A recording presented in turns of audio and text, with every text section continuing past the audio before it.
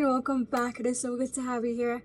Today we're talking about a very special topic that I believe we all struggle with. I truly believe this is a missing piece for everyone who is building, dreaming, and doing the work. We are talking about focus today. We're talking about focus from the lenses of inner work, because here's what I had to learn the hard way. I was a girl who had 1,000 ideas, 5 hobbies, 3 new business concepts by Wednesday, and a notebook full of half-started projects. Maybe you know exactly what I mean. And for the longest time, I thought that was just who I was, or I had bad ADHD. I'm curious, I'm multi-passionate, a visionary, but what I didn't realize then was that underneath all of that beautiful curiosity was chaos. And that chaos was actually keeping me from everything I wanted. I see this with so many of the women that I coach too. One week it's a new hobby, next week's a new niche, next month a new plan, and nothing ever gets built because everything stays half done. Does this sound familiar? Everyone talks about focus like it's a productivity problem, and it sounds like you just need more discipline, like you need to wake up earlier, drink more coffee, download another app, read more books, talk to more people, run more ads, just more. But here's what neuroscience actually tells us. When your nervous system is dysregulated, when your body is operating in a low grade state of stress or survival, your prefrontal cortex, the part of your brain responsible for planning, decision making, and long-term thinking, literally goes offline. And that's not I need more discipline problem, that's a biological problem. In this book by Dr. Daniel, he's a clinical professor, he calls this the flipping your lid method.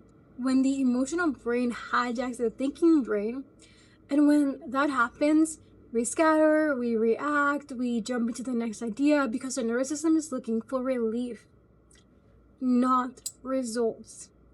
So if you have been wondering why you can't seem to stay focused, no matter how hard you try, it is not because you're lazy or something is wrong, I promise. It is because your inner world has not been giving the safety it needs to settle. Now, here's what I want you to learn today. Focus is not a skill you learn. Focus is a reflection of your internal alignments. When your inner world is fragmented, your attention will always be fragmented too. And your vision will be blurry. Psychology causes cognitive load. When you're carrying unresolved fear, unprocessed emotions, or unconscious beliefs that contradict your goal, our mental bandwidth is consumed by internal conflict, leaving very little capacity for sustained attention. The women I see who are truly focused, their identity is clear, their decision is clear, and their internal patterns are not constantly pulling them in different directions. These are the women who get their dream life and their desires fast. They're so successful in business, in relationship, in life because they know how to properly use their energies and focus. And I want you to learn how to do this as well. I also learned this by watching my boyfriend. He became a young millionaire at a young age. Not because he was the most talented or the loudest in the room, but because every single decision he made pointed into one direction. And there is absolutely no noise inside him, no chaos energy, no drama, no confusion, no second guessing, no jumping ship when things get hard. Just pure clarity in himself and in his identity. And clarity creates momentum. That is exactly what I want for you. There was a time when I thought I had a focus problem. I had so many ideas, so many goals, and I wanted to build businesses. I wanted financial freedom. I wanted a life that felt expansive and free. But instead of building, I was spinning 10 ideas, execute on all of them, and then together. But like, it was just so confusing. Burnout, waste of time, waste of money, starting all over again and repeating the same cycles, and self-sabotaging again and repeating the same cycles. The underlying issue was that I was acting from urgency, from survival, from a scarcity mindset that had me thinking money, money, money. Instead of asking, how can I serve? How can I add value? How can I change someone's life? And that shift into taking responsibility, from taking to giving, from scarcity to service is actually what finally unlocked everything. Because the moment I aligned my identity with my purpose and did the real inner work around focus, the business came effortlessly. The money came in effortlessly. The high-paying clients came in effortlessly. Everything came in effortlessly. The freedom came, not because I hustled harder, but because I stopped splitting my energy in 20 directions and put it all into one. So I created something I call a focus framework, FOCUS, to building the kind of unshakable focus that actually comes from within. Today we're going to start with the first letter F, which to me I call it face the truth. The constant jumping between ideas, men, and money. That's avoidance. And I love this because psychologists call this the avoidance behavior. When we feel threatened by something, failure, success, visibility, judgment, our minds create what feels like inspiration or new ideas as a way to escape the discomfort of going all in. There is a group of neuroscientists at Harvard. They have studied this pattern and found that the brain's default mode network, the part of the brain that wanders in daydreams, it becomes hyperactive when we're in emotional avoidance state. It literally generates distraction to protect us from perceived threats. So every time you feel the sudden urge to start a new project, right when the ones that you're in get hard, that's not, oh, I got a new inspiration, oh, I got a new idea. The mind says, if I never fully commit, I never fully fail. And maybe that's fear of failure, fear of success, fear of being seen, or maybe this is the one I want you to sit with. It's the fear that if you go all in and it still doesn't work out, you have to face something about yourself that you're not ready to see yet. That's where we do the deep inner work and shadow work. And I want you to write this down. Think of one goal or project you keep starting and stopping. Write it down. And then I want you to go and share it in the community app. I will link our community app down below. And share this. I would love to help you. The second step is O.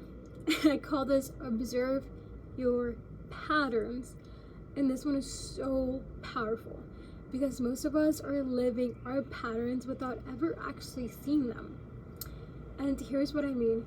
If you look closely at your life, really closely at your life, you'll start to notice cycles. And you get excited about something, you go all in, you feel momentum, and then out of nowhere, you stall.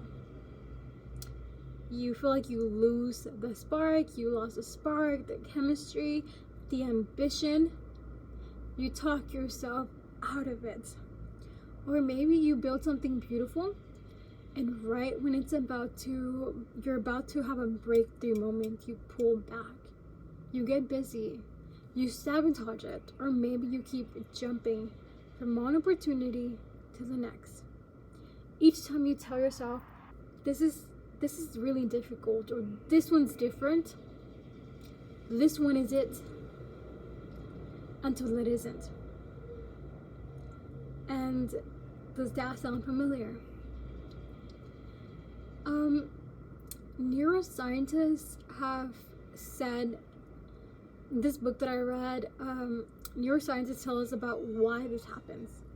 Your brain has a built-in prediction engine called the default mode network, and it is constantly scanning for patterns based on past experiences. When you repeatedly tried and stopped, your brain starts to anticipate the stopping, and it actually begins prepping you for exit before you ever hit a wall. And I love Dr. Joe Dispenza. He describes this as the body becoming the mind. When your nervous system has been through a pattern enough times, it starts triggering the emotional state of quitting before you even consciously decide to quit.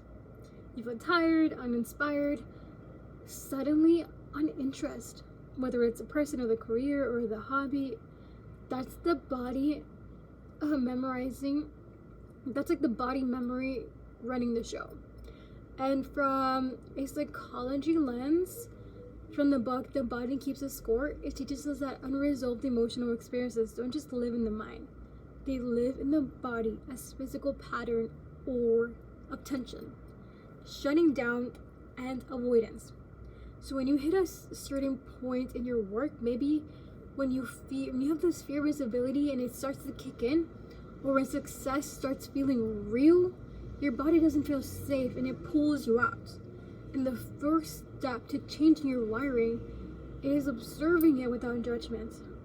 So I want you to grab a journal and write this down so that we can do the inner work around this. Is there a feeling I keep running away from before I quit? Fear, overwhelming? Is it shame? Is it the fear of visibility? Whose voice do I hear when I start to doubt myself? Is it mine? Or is it inherited? Or maybe from my childhood? Now I want you to sit with this. Think on this. You are just running an old software, and today we start to upgrade it. Now, the third step is where things start to shift. And I mean really shift. C stands for choose your identity. Because here's what most productivity people will never tell you. You cannot out-discipline an identity that does not match your goals. If at your core, you still see yourself as someone who struggles, someone who has always had to fight for money or success or consistency, no amount of to-do list is going to override the story. And research on identity and belief system shows that when people change how they see themselves, not just what they do, their behavior changes automatically without forcing it. The brain, its rectangular activation system called the RAS, R-A-S, it literally filters through the lenses of who you believe you are. If you believe you're someone who finishes things, your brain will find evidence for that. If you believe you're scattered, it will find evidence for that too. In Atomic Habits, the book, Dr. James puts it this way: every action is a vote for the type of person you believe you are. But even deeper than that, somatic psychologist tells us that identity lives in the body, the way you sit, the way you speak, the way you breathe, and when things get hard. Your nervous system has a felt sense of who you believe you are, and it will fight to stay consistent to that identity. So when someone sees themselves as an investor, they think like an investor, they choose differently, they pass on things that don't align, they move with conviction. When someone sees themselves as a creator, they protect the creative time, they trust their ideas, they show up even when it's uncomfortable. When someone knows they're a business owner, not someone trying to build a business, but a business owner, their decisions start to match. The identity comes first, and the evidence follows. So the question is not, what do I need to do to become more focused? The question is, who do I need to become? Now let's do some inner work around this. I want you to write this down. Write down who you are becoming, not who you're trying to be. Present tense. I am a woman who finishes what she starts. I am someone who builds with intention. I am a woman whose focus is rooted in purpose, in my purpose. Now step 4 is my favorite. Upgrade your inner world. Because here's what happens when you start doing real inner work. The external world starts to look different. Not because the world changes, but because you did. Your energy shifted, your emotion responded to that shift.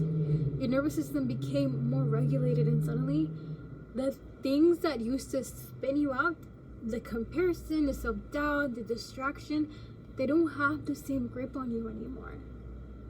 And here's why.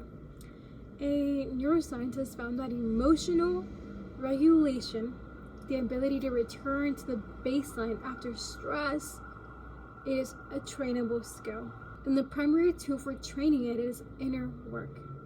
It is doing meditation, practicing somatic shaking, journaling, breath work, hypnosis, and subconscious reprogramming.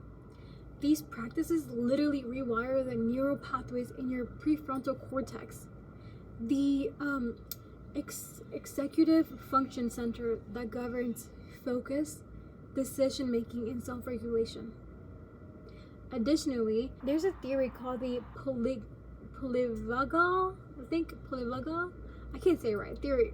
It shows us that when the vagus nerve, which connects the brain to the body, is toned and regulated, we move out of survival mode and into what's called the social engagement system.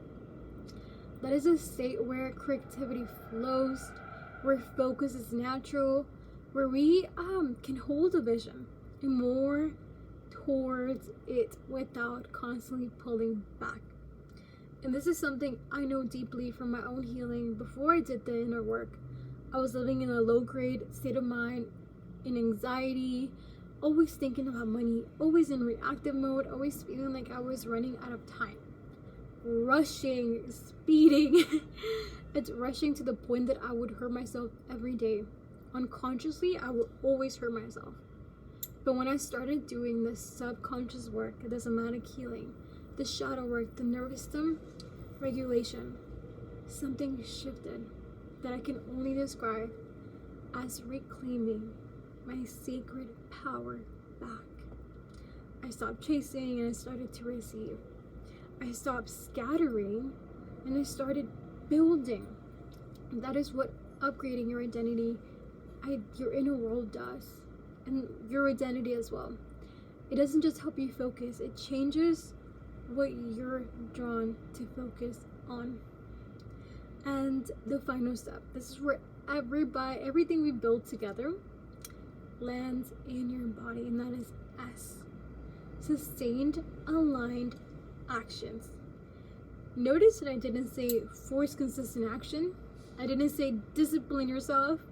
I said sustain, aligned action. Because there's a massive difference between pushing yourself to do something and moving from a place of deep inner alignment. When you've done the inner work, when you face the truth, observed the patterns, chosen your identity, and upgraded your inner world, your actions stop fighting your subconscious. They start working with it. And in psychology, this is called value-based motivation versus ego-based motivation. The creator of self-determination theory found that action that comes from internal alignment with its values and identity produces dramatically more sustained effort, creativity, and resilience than external or fear-based driven. In other words, when you're aligned, you don't need to force anything. You literally become that person who just receives. And that is the state we're building towards. And the way you sustain it isn't through more willpower, more discipline, more waking up at 5 a.m. to grind hard. It is through return, returning back to your sacred power and reclaiming it. Every time you feel yourself slipping, scattered, distracted, pulled in 10 different directions, you return to your identity, you return to your body, you return to your truth, you return to your why. With grace and so much love. In the inner work for this, I want you to write one thing down. Just one thing down. That if you move on it consistently for the next 90 days, would change everything. Not 10 things, one thing. Now ask yourself, what has stopped me from fully committing to this action before? And be so honest, because you're not lying to me. Be honest with the paper, with yourself, and see it through. Everything we just went through, this is exactly what we go deep inside the inner vaults. My signature program for women who are done with the surface advice and are ready to do the real identity level subconscious shift, create abundance and alignment that feels effortless. We are in the founding member space right now. The course is being built, and that means you can come in at the lowest price it will ever be. You help shape the curriculum, and you get the lifetime access before the doors open to everyone else. Now, the focus framework is not about doing more. It is about becoming the version of you who doesn't need to be forced, who doesn't need 20 alarms and a rigid schedule and punishment systems to stay on track, who simply moves because she knows who she is, knows what she's here to build and why it matters. That woman, she's not in the future, she's already in you. The inner work is just a process of meeting her. If this resonates with you, please subscribe, because I'm going to be doing so much more deeper inner work, identity shifts, subconscious rewiring, and feminine energy. And how all of this connects to wealth, to relationships, and the life you actually want. And I invite you to come say hi to me in the comments. I will see you in the next class. And the link to the Inner Wealth program, it is down below. And also join the community app. I'm excited to keep building this with you and seeing what inner work you do. Bye.